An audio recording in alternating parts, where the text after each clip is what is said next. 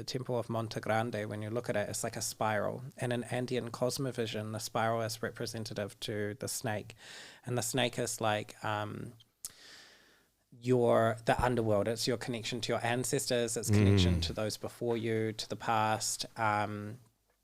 And also that spiral, if you look at the temple from like a bird's eye perspective, it has like sort of two legs and almost like a head, and they say that it's like a woman, and that snake or that spiral is the womb space. It's like the portal for creation, for life, for death, and so it's seen as like this feminine medicine that's used for connecting into your heart, into your womb, into the body, and being more present with self.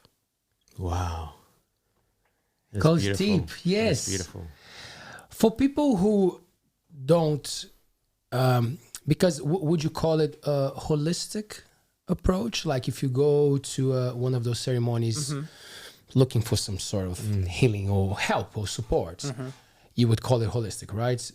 Yeah, Yes, holistic yes. or alternative. Alternative. Or, yeah, whatever. And then we're talking about energy, obviously, but also I liked what you said from a medical perspective and from a spiritual perspective, it makes sense. So that takes me to that classic thing of like, well, these medicines make sense because that's where everything comes from. That's nature.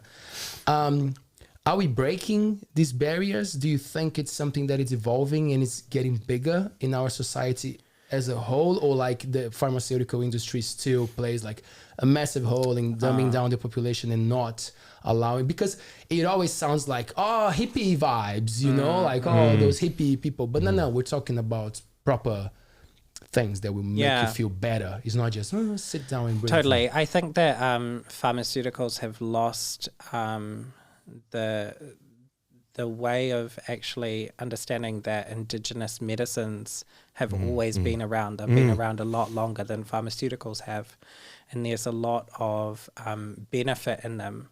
Pharmaceuticals have their place, but I have my own personal opinion on pharmaceuticals as well. And I think they're handed out like candy and they're very much overprescribed.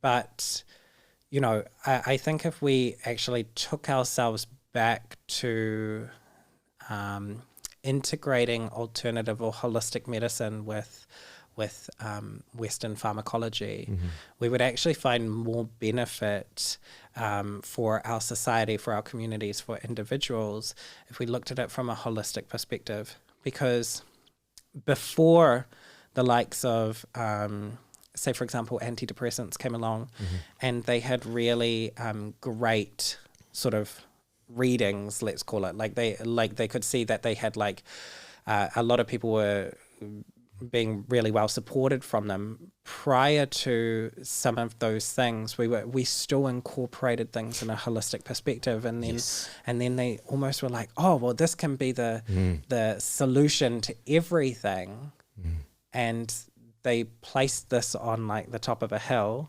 and let everything else underneath sort of like crumble.